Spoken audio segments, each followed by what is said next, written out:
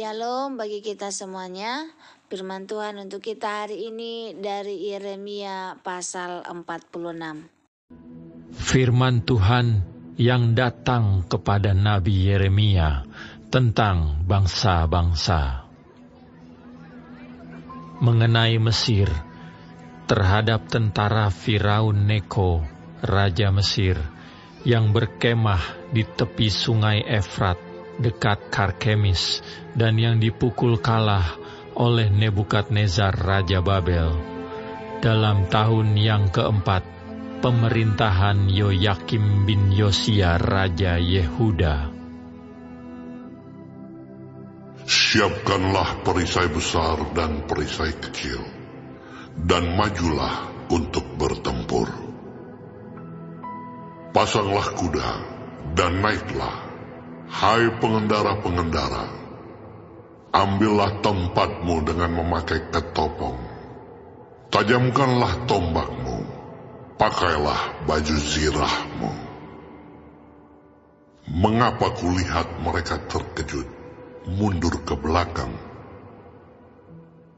Pahlawan-pahlawan mereka terpukul kalah, lari kocar-kacir tanpa menoleh. Kedahsyatan dari segala jurusan, demikianlah firman Tuhan. Orang yang tangkas tidak dapat melarikan diri, pahlawan tidak dapat meluputkan diri. Di utara, di tepi sungai Efratlah mereka tersandung dan rebah. Siapakah ini yang meluas seperti sungai Nil, dan yang airnya bergelora seperti sungai-sungai? Itulah Mesir yang meluas seperti sungai Nil, dan yang airnya bergelora seperti sungai-sungai. Ia berkata, aku mau meluas menutupi bumi, membinasakan kota dan penduduknya. Majulah hai kuda-kuda, melajulah hai kereta-kereta. Majulah berperang hai pahlawan-pahlawan, hai kamu orang Ethiopia dan orang Put yang memegang perisai, dan orang Lydia yang membentur busur. Hari itu ialah hari Tuhan Allah semesta alam, hari pembalasan untuk melakukan pembalasan kepada para lawannya. Pedang akan makan sampai kenyang, dan akan puas minum darah mereka. Sebab Tuhan Allah semesta alam mengadakan korban penyembelihan di tanah utara, dekat sungai Efrat. Pergilah ke Gilead mengambil balsam, hai anak dara, putri Mesir. Sia-sia engkau memakai banyak obat, kesembuhan tidak akan kau dapat. Bangsa-bangsa telah mendengar tentang celamu, bumi telah penuh dengan teriakmu, sebab pahlawan yang satu tersandung kepada pahlawan yang lain, keduanya rebah bersama-sama. Firman yang disampaikan Tuhan kepada Nabi Yeremia tentang datangnya Nebukadnezar Raja Babel untuk memukul kalah tanah Mesir. Beritahukanlah di Mesir, dan kabarkanlah di Migdol.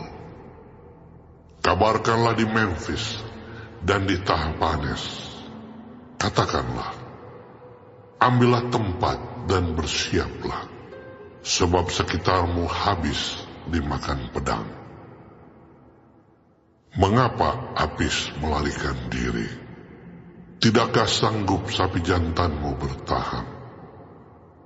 Sungguh, Tuhan telah menundukkan dia. Banyak daripadamu yang tersandung dan rebah. Mereka berkata seorang kepada yang lain, marilah kita pulang kepada bangsa kita, ke negeri kelahiran kita, untuk mengelakkan pedang yang merajalela ini. Sebutlah nama Firaun, Raja Mesir, tukang ribut yang membiarkan kesempatan berlalu. Demi aku yang hidup, demikianlah firman Raja yang namanya Tuhan semesta alam. Ia akan datang seperti gunung Tabor yang menjulang di antara gunung-gunung lain, seperti gunung Karmel yang menganjur ke laut. Siapkanlah bagimu barang-barang untuk perjalananmu ke pembuangan, hai putri Mesir yang sudah lama menetap. Sebab Memphis akan menjadi sunyi sepi, dijadikan reruntuhan yang tidak berpenduduk lagi. Juga prajurit-prajurit upahan yang ada padanya adalah seperti anak-anak lembut tambun. Mereka pun berbalik dan melarikan diri bersama-sama. Mereka tidak dapat bertahan, sebab hari bencana mereka menimpa mereka, yakni waktu penghukuman mereka. Suaranya seperti ular yang mendesis apabila mereka berjalan maju dengan bertentara. Mereka mendatangi dia dengan membawa kapak, seperti orang-orang penebang pohon. Mereka menebang hutannya, demikianlah firman Tuhan, sekalipun itu tidak dapat dimasuki. Sebab lebih banyak mereka daripada belalang, tidak terbilang jumlahnya. Putri Mesir menjadi malu, diserahkan ke dalam tangan bangsa dari utara. Tuhan semesta alam, Allah Israel, berfirman, sesungguhnya aku mendatangkan hukuman atas dewa Amon dari Tebe, atas Firaun beserta Mesir, dewa-dewanya dan raja-rajanya, yakni atas Firaun beserta orang-orang yang percaya kepadanya. Aku akan menyerahkan mereka ke dalam tangan orang-orang yang berusaha mencabut nyawa mereka, yakni ke dalam tangan Nebukadnezar, Raja Babel, dan para pegawainya. Tetapi sesudahnya negeri itu akan didiami seperti dalam zaman purbakala. Demikianlah firman Tuhan. Maka engkau janganlah takut, hai hambaku Yakub. Janganlah gentar, hai Israel. Sebab sesungguhnya aku menyelamatkan engkau dari tempat jauh, dan keturunanmu dari negeri pembuangan mereka. Yakub akan kembali dan hidup tenang dan aman, dengan tidak ada yang mengejutkan. Maka engkau janganlah takut, hai hambaku Yakub. Demikianlah firman Tuhan. Sebab aku menyertai engkau. Segala bangsa yang keantaranya engkau kucerai-beraikan, akan kuhabiskan. Tetapi engkau ini tidak akan kuhabiskan. Aku akan menghajar engkau menurut hukum. Tetapi aku sama sekali tidak memandang engkau tak bersalah. Renungan dari Yeremia 46 ayat 1-28. Yeremia 46 adalah bagian dari nubuatan tentang bangsa-bangsa yang disampaikan oleh Nabi Yeremia. Pasal ini secara khusus menubuatkan kehancuran Mesir di tangan Babel. Nubuatan ini terjadi sekitar tahun 605 Masehi, saat pasukan Babel yang dipimpin Nebukadnezar mengalahkan Mesir di pertempuran Karkemis.